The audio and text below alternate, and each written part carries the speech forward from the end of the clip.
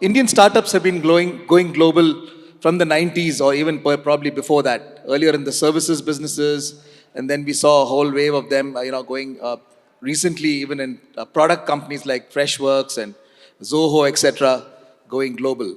But there's a young wave of Indian entrepreneurs that are really looking at global markets. And this panel, I want to ask them, what is it that these young entrepreneurs, what is it they need to do to be successful globally?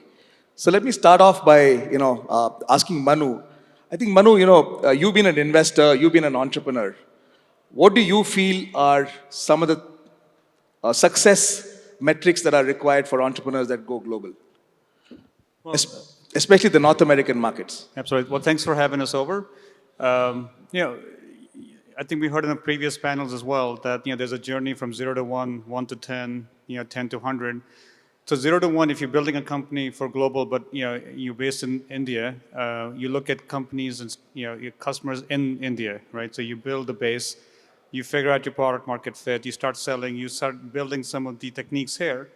And then you start experimenting as you go from 1 to 10. I would look at a couple customers in the U.S. You get on a plane, you go meet customers in the U.S., North America, Europe, and see if you can get a few customers and see where your product market fit can be tweaked, right?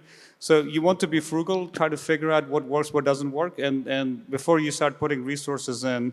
And I think when you start going from about $5 million beyond, you need to be in the U.S., right? The founder needs to spend time with the customers.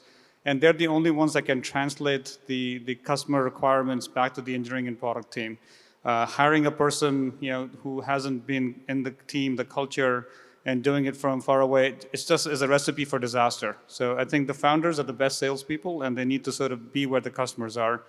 And we've seen this over the last few decades to be the best sort of way to make it work.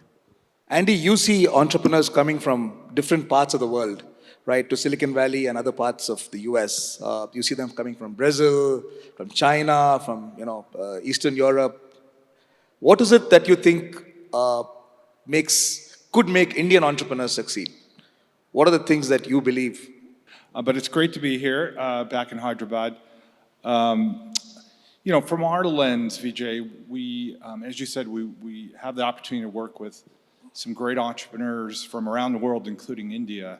And I think of, from an India lens, I think of SaaS companies like Freshworks that we've had an opportunity to work with, fintechs like Razorpay who utilize us as they transact in the US as well. When I think of markets like Australia, we get to work with Canva that's done a fabulous job in building a global SaaS business from Australia, Nubank out of Brazil, which has become one of the biggest neobanks in the world right now. And having just come from Cairo, we met with a terrific company called Breadfast, which is doing baked goods delivered to the home, and they're expanding regionally across MENA at this point. So one of the things I would say, very basically, is first having that global ambition. Obviously having that desire to really build a global business is not for everybody, and it starts there. Number two, obviously Silicon Valley Bank has been in the U.S. for 40 years, working with entrepreneurs across the U.S., and we bank almost more than half of the venture-backed tech companies today.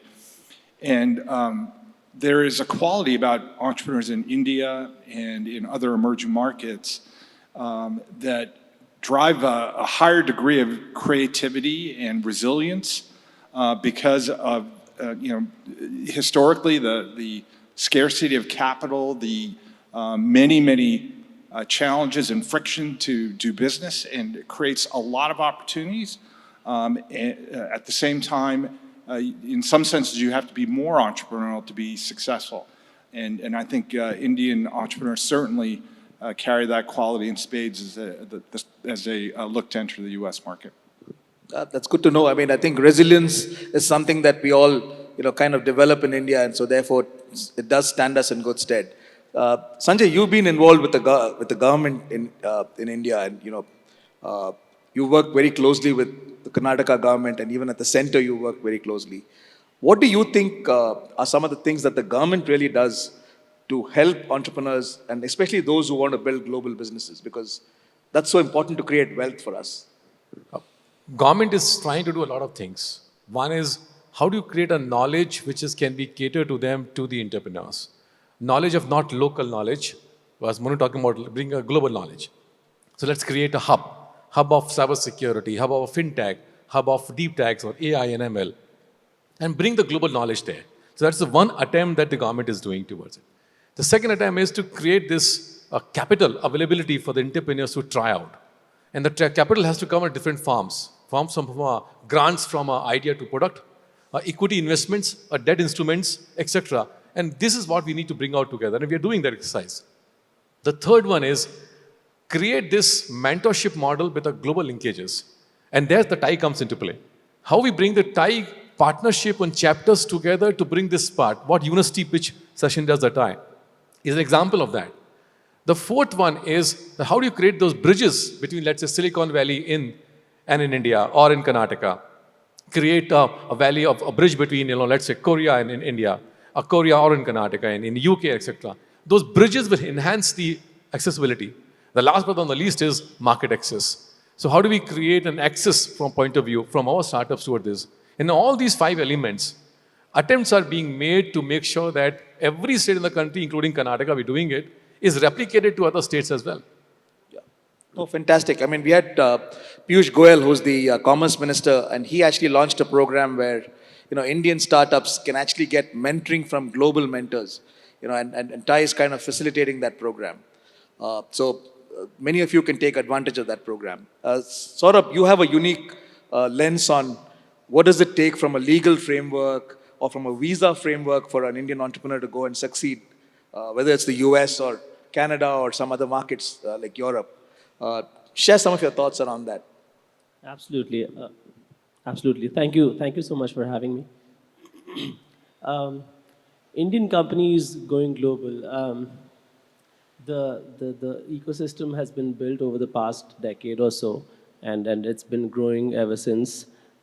Companies are looking overseas as the markets expand, and of course, COVID hit and everything has changed now, and so looking at from a company's perspective, going global, I would say if the market is global, if your product is global, and if you are looking at setting up a overseas company, then really structuring your company properly and appropriately the way most of the successful companies have been structured, the Microsoft, the Google of the world, or even some of the latest companies like the Paytms or Freshworks, like a lot of these companies that we know. What's important is to make sure that your founders and the founding team is something that who are going to be driving the business forward, as well as structuring the company on both the sides, wherever it may be, whether it's India and Canada or India and US, a way that allows you to have your talent of India go overseas to the US is also important, because initially you don't want to go out all hiring people in the local jurisdiction, because that's always a cash crunch, and there is little cash runway. So in order to expand your cash runway, extend that, one way to do obviously is that having a proper structure so that the visa can be issued and the visas can be benefited from. So for example, in US you have the L1 visa. If you have a company in India and a company in US, properly structuring it in a way that allows you to transfer employees from India to US is possible. And doing that requires you to have a proper structure in the US. And same for Canada, there are work visas as well as permanent residentship in Canada. And it's actually quicker to get a PR in Canada in comparison to the US. So yeah, that's that. Manu, you have you have a perspective which says entrepreneurs need to go wherever they need to be. There are no boundaries for entrepreneurs. Tell us a little bit more about that. Well, yeah, I mean, to me, country boundaries are artificially created, right? We're in a global sort of ecosystem. So, if you look at Indian entrepreneurs, why should we fight the battles with one hand behind our backs, right? So you need to be well sort of equipped to be able to handle no matter where they are, right? And so if your customers are in India, well, stay in India. It makes sense. If your customers in Europe, then as a founder, you need to figure out how to get there. I think the more uncomfortable we are, the more we in touch with the customers, the more you learn and the faster you iterate, right? Now, if you look at two different countries that we get compared to quite a bit in India is Israel or China, right? Because when the IT industry started, we didn't have a domestic market, so everything was compared to like, can we be like Israel, right? And as a domestic market opened up, then we started getting compared to, well, is India like China, right? And I sort of disagree with both examples, right? And if you look at the closest example to how India is turning out to be or will turn out to be is the United States, right? The United States has a large internally developed market and also has a large export market, right? And why do we need to be compared ourselves to be with Israel or China? I think there's a very strong remark to be made. There's entrepreneurs that are enterprise B2B SaaS, and they will go global. And there's consumer companies that will build the Indian domestic market and maybe even go abroad after that, right? I think there's a pathway to be taken. And the best things we can do as either investors or policymakers is to actually lay the red carpet out, right? Because they're the engines that actually create job creation. And if nothing else, that's what you need to be able to build India to the next piece, right? And I think the product companies, especially the ones going abroad, I mean, if everybody's been using the word 2047, 100 years of India's independence, I think that could be a $10 trillion contribution just from these companies alone, right? That's fabulous, yeah. Andy, you see companies coming to the US all the time. What do you think are the biggest requirements, or what are the resources that they typically look for, in your opinion? So yeah, there's a lot in that question, Vijay. I would say, obviously, to Manu's point, the U.S. remains, the largest market in the world. To sell product through. So for India, we see great SaaS companies coming immediately thinking of commercializing in the U.S. market. Set up from the get-go, really beginning to, they set up a Delaware corporation, begin to travel back and forth and look for their first couple of customers in the U.S. and then begin to build on that business in the U.S. market. Obviously, from the bank's point of view, we can provide full banking services for that U.S. entity as they look to scale in the U.S. The other lens that we look at, sort of global expansion, can be seen in a slightly different way, which we've had the opportunity over the last decade within our team on the Global Gateway. So in some senses, entrepreneurs who are maybe still building a regional business, not necessarily expanding into the U.S., but the way they're going to do it is to access global capital and come to the U.S. in that sense to raise growth capital. We see that quite a bit as well. And that's another way that we work with quite a number of founders who, again, their intention is not to come to the U.S. straight away, but again, it's that capital and that know-how to be able to scale is another aspect of accessing the U.S. markets. Sanjeev, some of your thoughts on any areas that you're seeing startups that are really looking like that they're going to build global businesses. You've got these in Karnataka. You've got some of these hubs that are looking at some of the latest technologies in the world. Do you see a lot of potential there? Startups that are going to go global, or for that matter, even T-Hub and stuff like that here. I think the word which you're using is saying that how the locals become global, right? And if you pick up any startup, when they look at, their aim is to be a global player, irrespective of they are from Bangalore or anywhere else, or beyond Bangalore for anybody else. Going global is from a perspective of their product is getting service to various clients, not necessarily clustered to only one market, either Europe or in US or in India. They are happy to serve anywhere where the product is able to accept to the market space. And for that, the development stage starts at a very basic level. So A is that every entrepreneur is looking for a global market. The B part is they're looking for a capital to come into play. The capital becomes sometimes a carrot and sometimes a, Manu, you use a word, hands are, tied somewhere, right?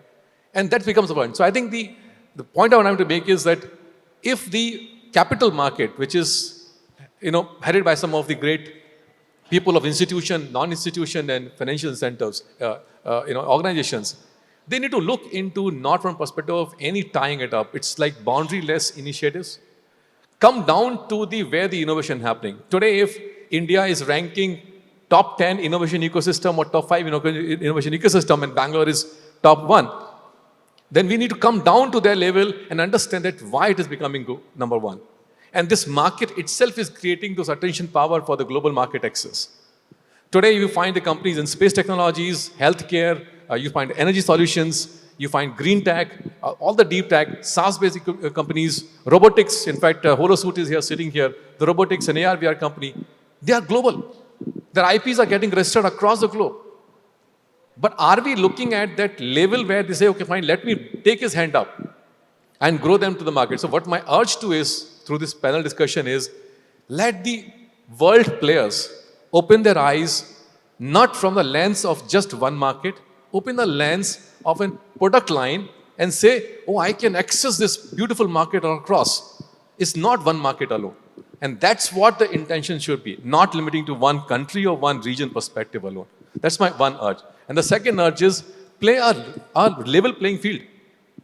A level playing field is to play saying that if an entrepreneur is here at, let's say, a cybersecurity company, right, and having a fantastic product, the level playing field will be given by all the markets, right? For example, the level playing field will be given as procurement access.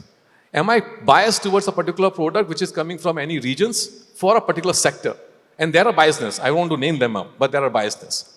And that biasness needs to come out. So my urge is, let's make a level playing field for our startup ecosystem players to access this market. And we as influencers of different levels need to advocate about this. I can go on a little bit more on this, but let me just limit the time. No, I think, we discussed this as we were doing the prep. I think, Manu, you had a perspective that for venture capitalists, especially looking at startups that are going, say, to the US or North America, you really want them to be registered there because of, the issues with bringing capital into India, taking it out.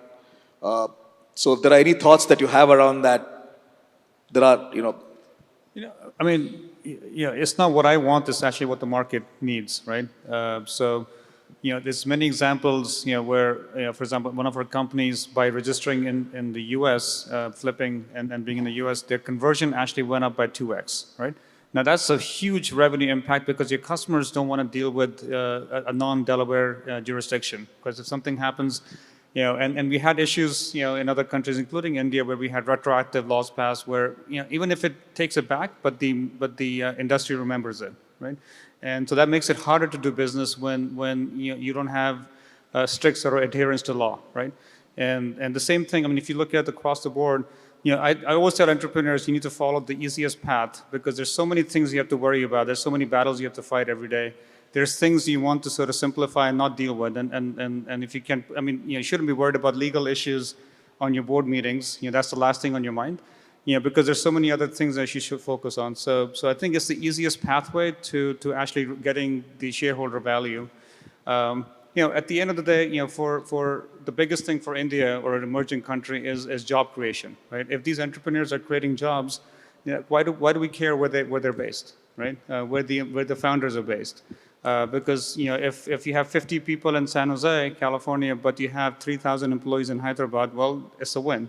Or you could have 40 people in Hyderabad and you never got the scale because you didn't have the right structure. So which one's a win? So I think when we look at the bigger picture, we should look at the KPIs that really matter, right? Sanjeev, you have a point here. Yeah, and if you put up a condition saying that, hey, the capital is only available when you're registered in US, and so you have to put your headquarters office in US, come on, I'm going to accept this. 100 unicorns from India right now, right? 70% of the unicorns born globally are Indians. Where it is coming from? The brain is here, the market is here, the market access is going to be available from here. Let's play a field where say, no restrictions. You put your headquarters anywhere in the world, doesn't matter to me. Okay, you put your delivery office, your R&D office anywhere in the world. As a player, I want to help you to grow and get a global market access. I would welcome this initiative. I would be putting the red carpet for any person who talks about this language. Any person who says that, come to here, register here, do this job, put your founders come here, IP registration here, transfer all the rights here. Not a deal. Okay, I have some interesting. thoughts about Yeah, Saurabh, share your thoughts about that. Yeah. Before COVID, we would see 1 out of 10 companies who, from India who would want to set up a US subsidiary. Okay, and these are funded companies, Series A through funded companies in India by India VCs. It was 1 out of 10. That ratio has gone up to 3 out of 10 or I would say 3.5, because sometimes it's 3, sometimes it's 4.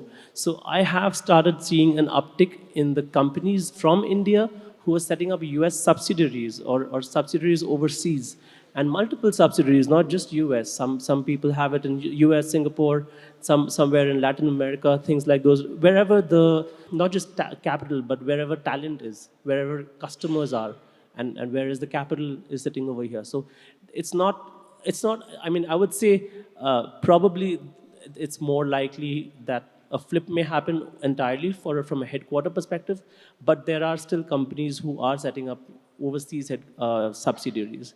That said, yes, to your point, Manu, some time ago when we were discussing, any jurisdiction that has issues around taxation, issues around IP protection, issues around court and legal systems being slow as far as enforcement goes, as far as some of those issues goes, yes, those are jurisdictions where people will kind of gravitate away from and go towards jurisdictions where those are stronger, and especially where your customers are and where your funding is getting. So to that point, yes, there is that friction, and if we as India can remove and reduce that friction, then that'll certainly I attract think Andy more. had some thoughts around that. Gift City, I think, was one of those I was- initiatives, right? To Sanjay's point, I think entrepreneurs have more choices than ever in terms of how to set up their companies. We're just in the UAE where the ADGM and